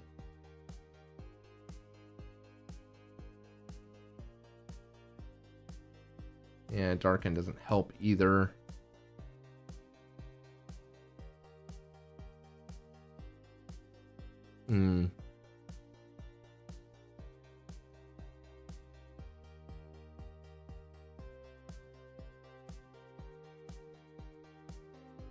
Yeah, that's not quite what I had in mind at all. I just wanted the edges to be a bit darker. I'll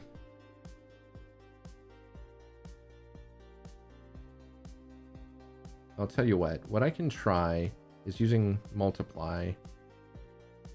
I think what I'm going to do is actually come back with just the pencil tool.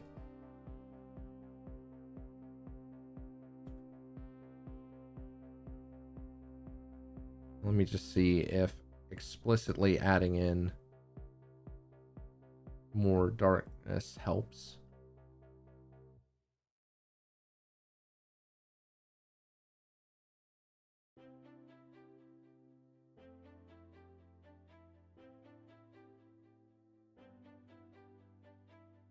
I mean, it doesn't completely hurt it, to be honest.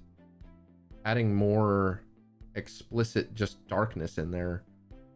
I'm kind of inclined to get an image of, I don't know, something, and just blurring the heck out of it, and then using that as a mask on this, or not a mask, as an overlay, to get that blurry warped effect.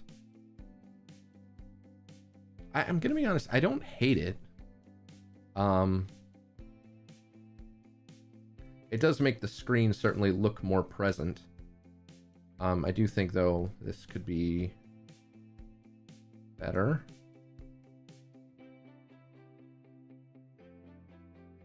Yeah, it looks a little bit better. It's, I hate to say it, it's starting to look like a Pip-Boy, which is definitely not what I was going for.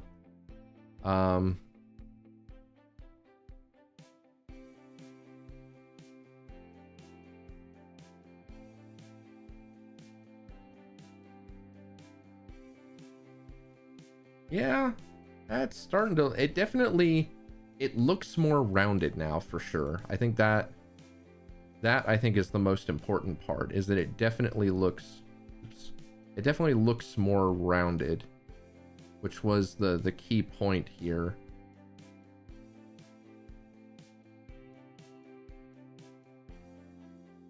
I think the most important part is actually what it does, that how it kind of stretches into the middle a little bit, because I think that really gives it that stretched.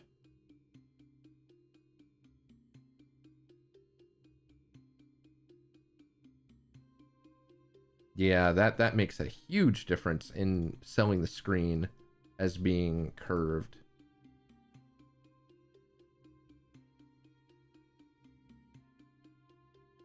It's definitely not perfect at all, but that, I think, made a huge difference.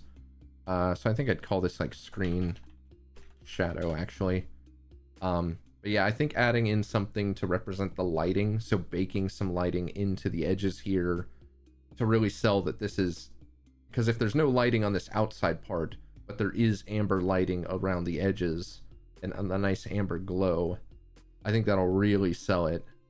So actually what I should be able to do is do a new layer, and on this one, Control Shift I it, and on this layer, I can come in here, grab that, grab this amber color, and with a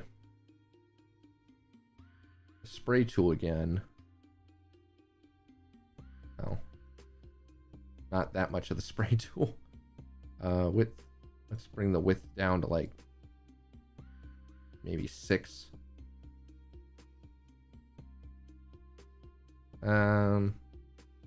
Even like 4 actually, and then bring the speed down to like 3. No, I think that's gonna look weird. I think I do need a gradient here. There's a gradient tool.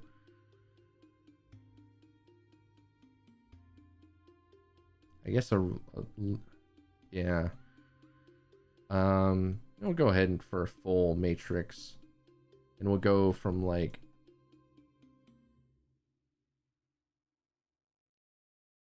okay, that did not, oh, that's right, you need to select, nope, other way around. Yeah, I can never remember exactly how Aseprite's gradients work. Yeah, that's what I was worried about. That's not really, I want more like almost like a box gradient.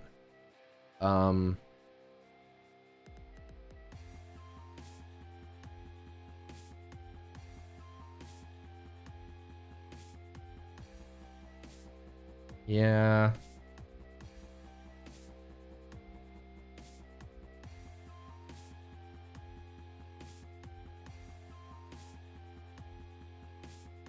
Trying to get this gradient centered on this thing is going to be a real pain. Jeez.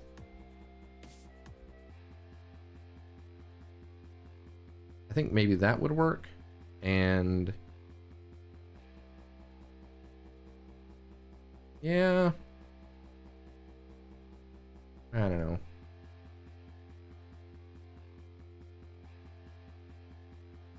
There we go. Let's just try that.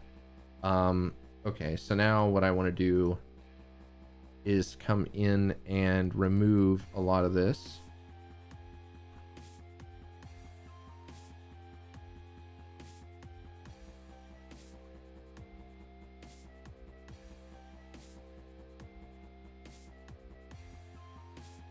So we just delete anywhere that isn't supposed to be.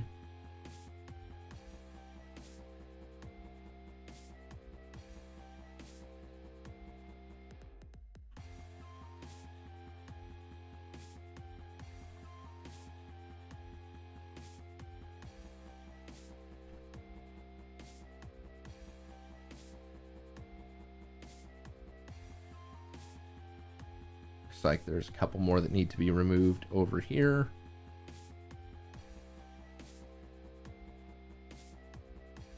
And remove another line up there. Again, doesn't necessarily have to be perfect. And then what I want to do is not necessarily delete it, but I want to make it darker towards the edges. But I suppose first things first, let's try that with like a color burn or something. Or no, color burn is the wrong thing. Overlay.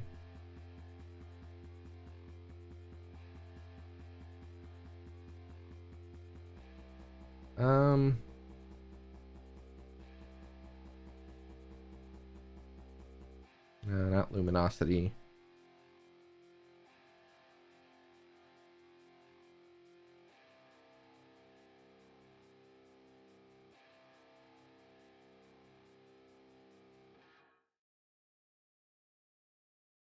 Maybe hard light.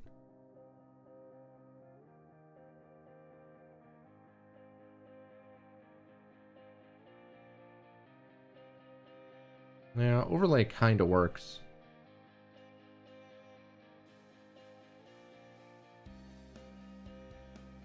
Addition also sort of works. This might be easier to just draw in than try to do it like this.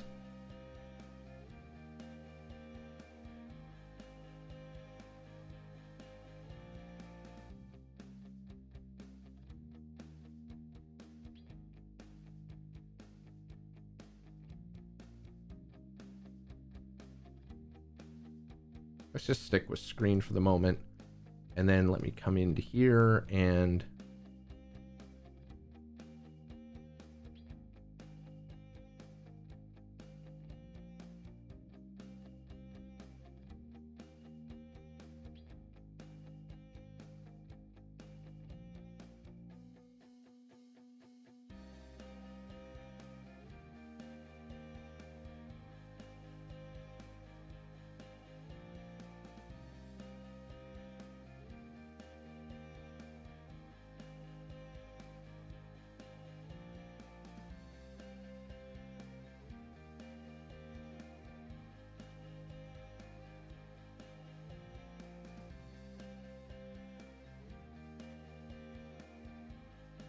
yeah, that's just not at all what I was thinking. I could try to blur it.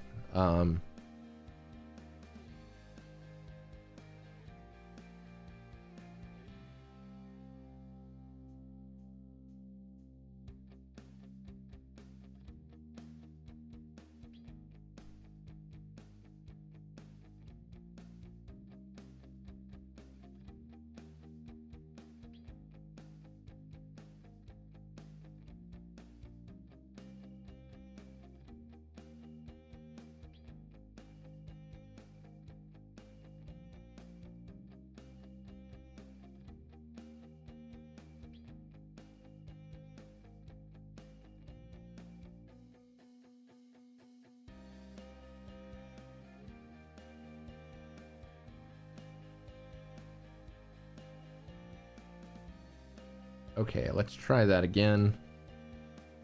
Really focused on this now.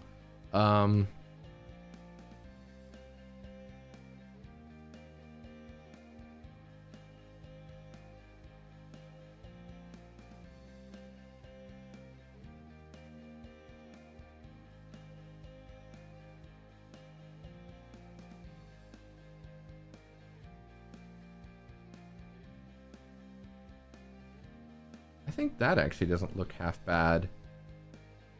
Although it's kind of blurring into the screen, which is not exactly what I had wanted. So let me...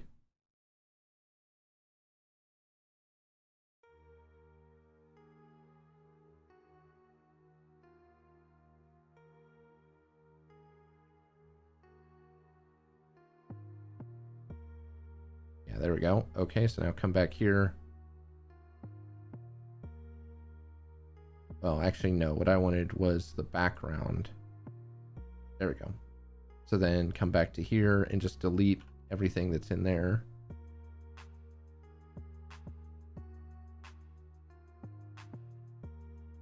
Okay, now let me try some of the other modes here. So we've got that. We've got addition.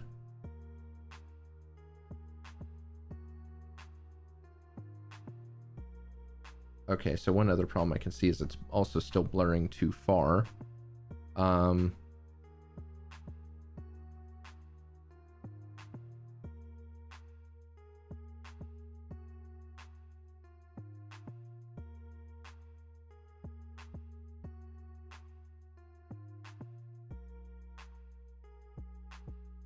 There we go. Okay, Control Shift I, and then we come back to here, and we'll just delete all that. All right, so now we're only dealing with that center part. Okay, yeah, that's not terrible. Starting to get somewhere, I think. I think if that were animated too, if this were animated to maybe flicker, that might help sell the effect a little bit. Let me try just for kicks overlay. Okay, that's definitely a much more subtle effect with the blur. Now the question is, if I come in and posterize this entire image, is the blur, is that even going to remain? That's definitely a question to be to be figured out, but I don't hate it. I just think it's maybe too subtle of an effect. Addition does work. Addition does do more what I was wanting. It actually makes it look, I think, like light.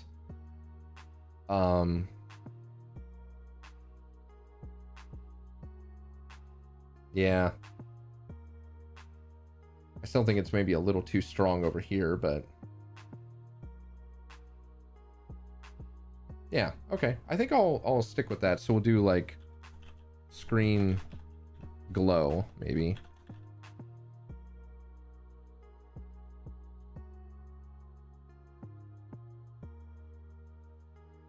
The only issue, so I'm taking a step back and I'm looking at this, and I'm looking at my reference material for the game reference material, and I feel like I've made a mistake. I'm realizing now, this was my reference for the color palette and the overall aesthetic, and something I'm realizing looking at this is that this is all greens. There is a little bit of blue, and there definitely is a bit of orange. So I think the blue and orange was not a bad idea, but everything, I wanted it to be gritty. I didn't really want sleek or modern. And the problem I have looking at this is it looks like something out of like Marathon, out of the old Marathon, not the new one. It doesn't look industrial. It doesn't look gritty or grimy. And you know, I haven't added grime to it yet. That's definitely something I could do. And I think a lot of it is the color. I think again, the color here is just not right. So let me maybe go into the adjustments, hue saturation, play with the hue a little bit and see. I mean, that green's not bad. I think maybe if I drop the saturation a bit.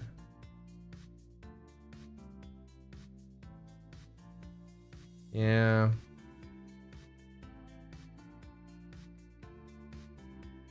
I think the problem is just the overall design of it. It looks like a piece of tech from the early 2000s. Whereas most of my reference material looks like something that was made a lot earlier than that. Yeah, I hate to say, I think that's the problem. I don't think it's the color at all, actually. I think it's just the fact that the design itself is not holding true to what I had picked. This looks a lot more sharp and angular, and I think it's because of that line I put in there in the corners. It looks a lot more sharp and angular, like a camphor. It's not that smooth curve that I see in, you know, like this panel. This panel has a very particular look to it. And the vent and the cooling, the vent on old equipment would be where like they pressed the metal out to make the vent. This looks like injection molded plastic, which is kind of exactly what I was picking. Well, that's a little frustrating. I really should have thought about that a little bit sooner, that's not. So how would I fix this? I think this thing is fine. I'm still not really sure what I'm doing with that. I think this needs to be a much more aggressive curve. So I need to look at how to do that. Make that more aggressive, more rounded. And then this vent needs to change. I could try my hand at that like punched vent style. I'm going to need to find some references for that. But it's basically a part that sticks up and then there's a gap under it, and then another part that sticks up. So I think it would be almost the inverse of what I have here, because there'd be a highlight at the top and then darkness and then a highlight in darkness, and then it kind of gradually goes back down to the level surface. So there'd be like a gradient here and a gradient here along the edge, and it would not be going into this part of the bezel like that. It would be separate, because I'm realizing that that old tech look, you know, like this, it is just a piece of sheet metal with this module dropped into it and this module dropped into it.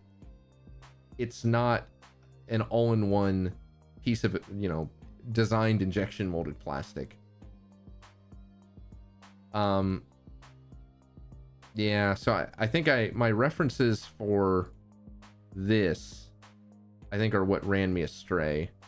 I lost sight of the fact that I was looking at a very modern piece of equipment compared to what this was supposed to be based on. And actually, a lot of these references are like that. Because yeah, this was one of the original ones I had picked, and this is definitely much. Yeah, that's more what I was thinking of. So the bezel is like one piece. I guess I shouldn't have grabbed those other references. So the bezel is like one piece that does actually stick above that plate. Oh, there is this. Although that looks more... This is an Osborne computer, and this thing has more like the aesthetic of Alien. I don't know if that's necessarily what I want. I don't hate it.